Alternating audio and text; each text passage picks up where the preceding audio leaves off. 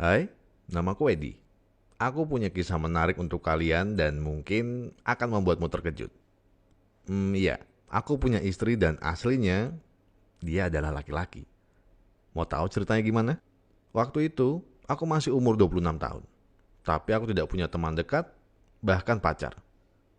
Aku selalu sendirian kalau pergi kemana-mana. Sampai kadang aku merasa bosan. Tapi entah kenapa suatu hari, aku bertemu dengan seorang cewek cantik di kafe. Dan pandanganku langsung menuju ke dia. Dia kehujanan waktu itu. Jadi tidak sengaja masuk kafe untuk berteduh. Aku ajak dia kenalan dan dia bernama Tiara. Kami ngobrol sepanjang malam, bahkan bertukar nomor HP. Keesokan harinya, aku ajak Tiara kencan di sebuah kafe karena aku rasa aku jatuh cinta kepadanya.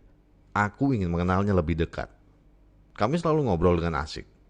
Namun selama beberapa kali kencan dengannya, dia selalu mengalihkan topik pembicaraan ketika aku bertanya tentang foto masa kecilnya. Hal itu membuatku curiga. Suatu hari saat aku tengah kencan dengan Tiara di sebuah bar, diam-diam aku mengambil dompet Tiara saat dia sedang ke kamar mandi. Dan di situ ada foto seorang laki-laki seumuran 6 sampai 7 tahunan. Dan mirip sekali wajahnya dengan Tiara yang aku pikir itu adik Tiara.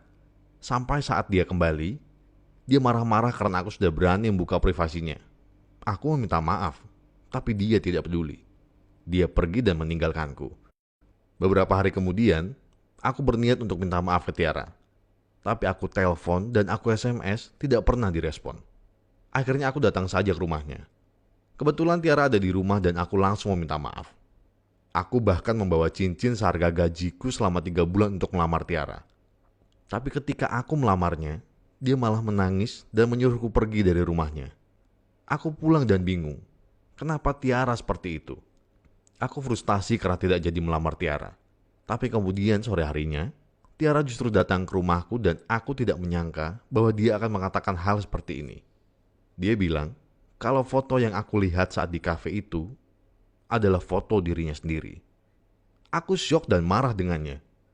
Aku masih belum bisa menerima kenyataan bahwa Tiara adalah seorang laki-laki. Aku sangat mencintainya. Tapi kenapa aku frustasi.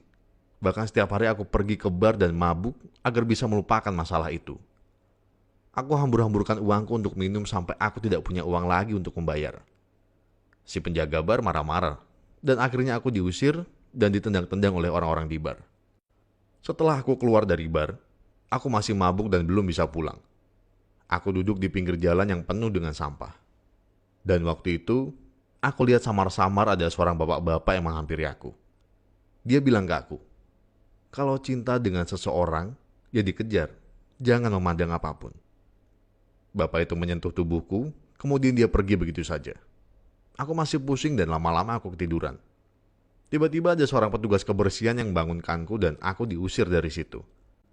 Aku pulang ke rumah dan yang aku pikirkan adalah nasihat dari bapak-bapak misterius tadi. Aku kepikiran dengan Tiara. Aku pun bergegas pergi ke rumahnya dan berniat melamarnya sekali lagi. Aku mencari cincin yang kubeli untuk melamar dia, tapi tidak ketemu. Dan aku baru sadar, ternyata bapak tua tadi yang mencuri cincin saat aku masih setengah mabuk. Aku sudah tidak peduli lagi dengan cincin itu. Aku pergi dengan tangan kosong. Sesampainya di rumah Tiara, aku terkejut karena banyak koper dan barang bawaan di rumahnya.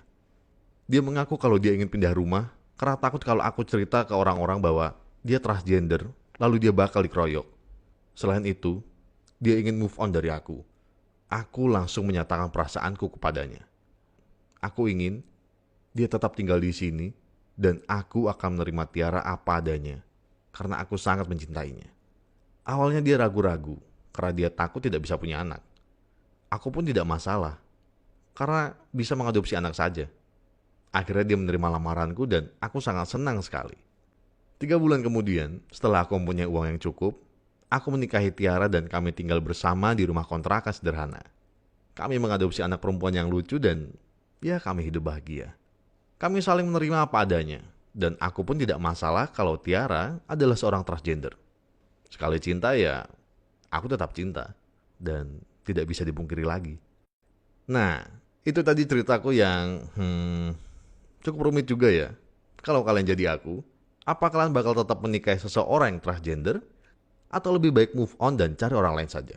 Share opinimu di kolom komentar ya. Dan jangan lupa like, subscribe channel kita supaya kamu tidak ketinggalan cerita menarik lainnya.